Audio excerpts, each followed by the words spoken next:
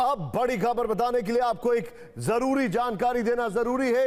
इस वक्त जो बड़ी खबर आ रही है वो पाकिस्तान और अफगानिस्तान में तनाव को लेकर सबसे बड़ा अपडेट है। पाकिस्तान के युद्ध विराम तोड़ने से तालिबान नाराज। इस वक्त की बड़ी खबर, तालिबान के सुप्रीम लीडर की पाकिस्तान को चेतावनी, पाकिस्तान की मांगों के आगे झुकना नहीं है। अखुंदजादा ने कहा है जंग के लिए तालिबान की 10 लाख बंदूकें, मिसाइल और तोपें तैयार हैं। TV9 पर वार्ता फेल होने की इनसाइड स्टोरी आपके सामने। पाकिस्तान की वजह से इस्तांबुल वार्ता फेल हुई है। अफगानिस्तान के अधिकारियों का पाकिस्तान पर बड़ा आरोप। पाकिस्तान पर अफगानिस्तान को अस्थिर करने का आरोप। इरशाद साहब, आप सुन लीजिए जरा। शरणार्थी संकट को हथियार की तरह इस्तेमाल करने का भी आरोप लगाया गया। हमने दिखाया भी था। के बीच बढ़ते तनाव की तालिबान तमतमाया हुआ है और पाकिस्तान बड़बड़ा रहा है। हालात दोनों जगह तनाव के हो चुके हैं क्योंकि सरहद पर तोपें तन चुकी हैं और अफगानिस्तान पाकिस्तान में जंग किसी भी वक्त छिड़ सकती है। लेकिन यह सब तय करेगा तुर्की, जहां इस्तांबुल में पाकिस्तान और अफगानिस्तान टेबल पर बंदूकें लेकर शांति की बात कर रहे हैं। आपको बता दें कि दोनों देशों के बीच पहले भी वार्ता के 2 दौर हो चुके हैं। पहला दौर दोहा में हुआ था, जिसके तुरंत बाद युद्ध। अस्सलाम वालेकुम नाजरीन, आप देख रहे हैं ARS न्यूज़ चैनल। मैं हूं आपके साथ रिदा अजीम। नाज़रीन, भारत एक बार फिर अफगानिस्तान को पाकिस्तान के खिलाफ कर रहा है। नाज़रीन, कुछ रोज़ पहले पाकिस्तान और अफगानिस्तान के दरमियान TTP की वजह से कुछ बहस हुई थी, जिसमें भारत ने अफगानिस्तान को पाकिस्तान के खिलाफ किया था और एक बार फिर भारत अफगानिस्तान को पाकिस्तान के ख़िलाफ़ कर रहा है, जैसा कि आप वीडियो में देख चुके हैं।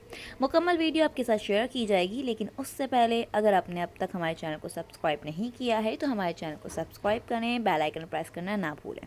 बेल आइकन प्रेस करने से हमारी आने वाली हर वीडियो सबसे पहले आप तक पहुँचती है।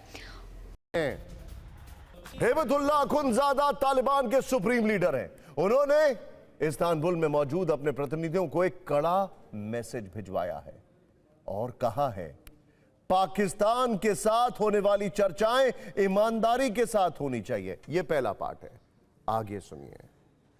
अफगानिस्तान पर पाकिस्तान अपनी शर्तें थोपने की स्थिति में नहीं है और अफगानिस्तान को पाकिस्तान की बेमतलब की शर्तों के आगे झुकना नहीं है।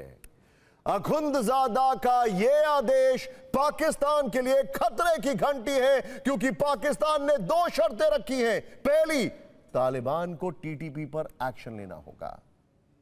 हालांकि पाकिस्तान यह भी चाहता है कि तालिबान बलोचिस्तान में भी पाकिस्तान का काम करे। खैर, दूसरी शर्त, तालिबान शासन को डूरन लाइन की वैधता को मानना होगा और यह बिल्कुल नहीं हो सकता है तालिबान की तरफ से। अखुंदजादा ने इन दोनों ही शर्तों पर रेड लाइन खींच दी है। इस बीच पाकिस्तान के लिए एक और मुसीबत आ खड़ी हुई है। पाकिस्तान से जंग के लिए तालिबान के घातक हथियारों की पूरी लिस्ट सामने आई है। ध्यान से देखिए, तालिबान के पास 10 लाख बंदूकें हैं, उसके पास अमेरिका और रूस निर्मित हथियार हैं। रिपोर्ट्स की माने तो तालिबान के पास क्लाशनिकोव, अमेरिकी M16, M4, M29 light machine gun. कि कैसे जो शरणार्थी वहां पर दशकों से थे उन्हें वहां से भगाया जा रहा था और इसके लिए भी जो जिम्मेदार है वो पाकिस्तान है, वहां की सरकार, वहां की सेना है।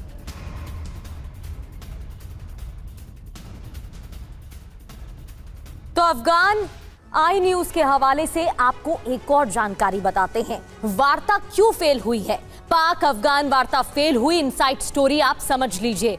प्रतिनिधित्व को लेकर सवाल खड़े हो रहे हैं। पाकिस्तान की अगर बात करें तो यहां से कौन वहां पर पहुंचा? लेफ्टिनेंट जनरल असीम मलिक महानिदेशक हैं ISI के, वो वहां पर प्रतिनिधि एज अ रिप्रेजेंटेटिव वहां बातचीत के लिए पहुंचे। अब अफगानिस्तान से मीटिंग में कौन मौजूद था, कौन रिप्रेजेंट कर रहा था? मौलवी अब्दुल हक वसीक यहां पर मौजूद थे, GDI के जनरल डायरेक्टर हैं। बातचीत यहां चल रही थी जिससे कि शांति व्यवस्था कायम हो सके। बैठक में हुआ क्या? मीटिंग शुरू होने के कुछ ही समय बाद वार्ता फेल हो गई। कोशिश ये थी कि शांति कायम हो, लेकिन हुआ बिल्कुल उलट। दोनों पक्ष का एक दूसरे पर बदनीयती का आरोप, जिसके तुरंत बाद युद्ध विराम हुआ। इसके बाद इस्तांबुल में दूसरा दौर 6 दिनों तक चला और एक संयुक्त बयान के साथ समाप्त हुआ।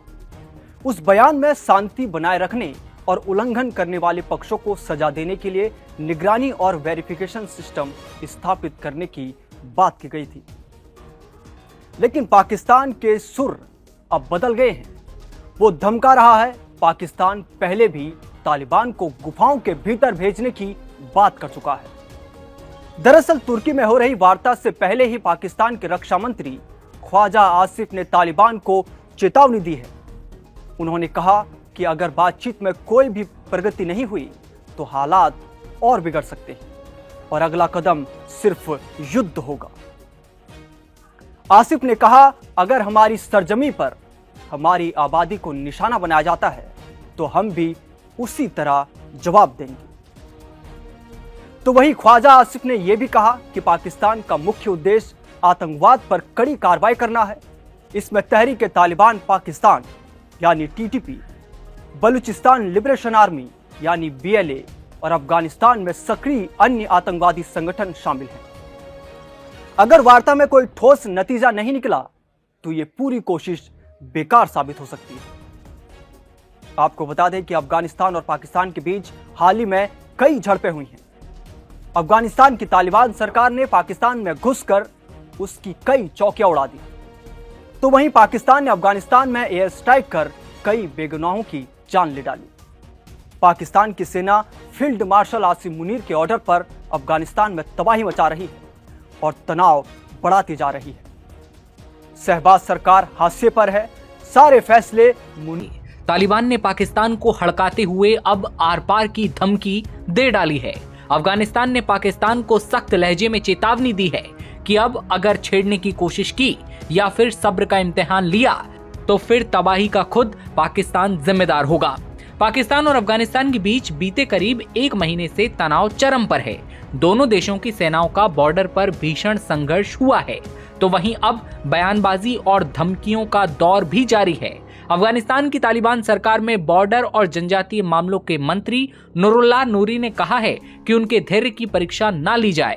पाक आर्मी चीफ असीम मुनीर और पाकिस्तानी PM शहबाज शरीफ को तालिबान मंत्री ने एक साफ मैसेज दिया।